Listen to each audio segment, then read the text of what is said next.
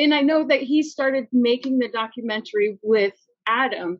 So I want to know how that dynamics shifted when Nimoy passed, and how that affected the storytelling going forward.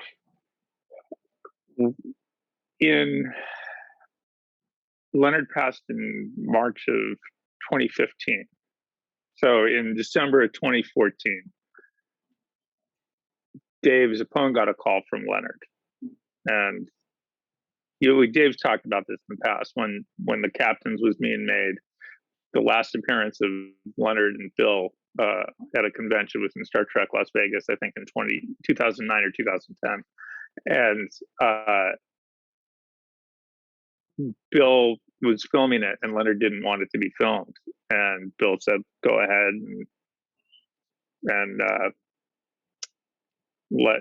so I wasn't there, but we filmed it. And Leonard, after he got off stage, was very upset, and he called Dave to talk to him, or he met him backstage, and he said, "You cannot use this footage."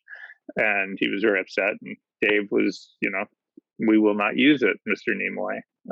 And you have my word." And we didn't use it. And so 4 years later, he got a call from Leonard saying, "Hey, Adam and I are developing this documentary about Spock. Do you think anybody would want to see it?" And it's like, "Well, of course, Mr. Nimoy." And so right about 3 weeks after that, after the new year, Leonard had COPD, but he was still active at that point. But he didn't come to a meeting, but Adam came to the Paramount lot and met with Dave, Kevin, and myself, and we talked it through, and we started brainstorming. I think Adam and Leonard had brainstormed for quite a while on this concept, and originally they wanted to be really just all about Spock. All about Spock. I mean, just all kinds of minutiae. Not the man. Yeah, just the character, which, that didn't seem like I don't know, that just didn't seem like the only thing that you could rest this on. And then within a month of meeting with Adam for the first time, and we were having conversations, Leonard passed. So initially, right off the bat, that changed everything. So, because it was unexpected. I mean, yes, he'd had COPD for years now, but it was just not expected to happen like that. We thought, he could have lived with it for a few more years, possibly. So, and then there was just an outpouring. Obviously, we were all, as filmmakers and just as fans, and everybody else in the world saw how much love there was for Leonard and for, the character he played. And you gotta, of all the characters that have ever come out of television, that character is one of the most iconic characters in popular culture. Maybe Lucille Ball, but you can draw a stick figure of Spock and people will recognize who that is. So, that speaks to how much weight he's had in our lives for over 50 years, 55 years now.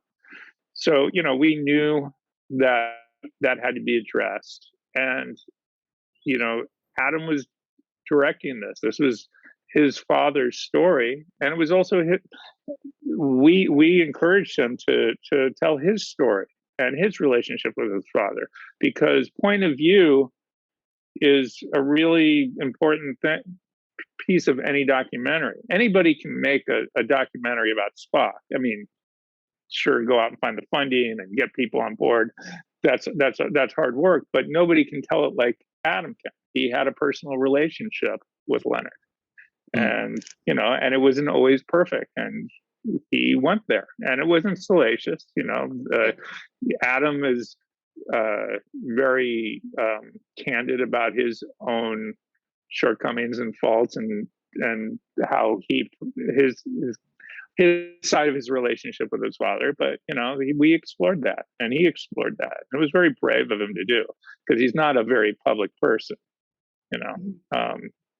So I mean, that's kind of how it evolved. I mean, Adam didn't want to be the face of it, but we said we think you need to be, and I think other people said so too. And he slowly came around to that. Now he got some flack for that. You know, people say, "Well, it's not the Adam Nimoy thing," but yeah, it is. You know, if you feel so strongly as a fan that that's not the documentary you wanted to see, you should go out and make your documentary and put that out there in the world. But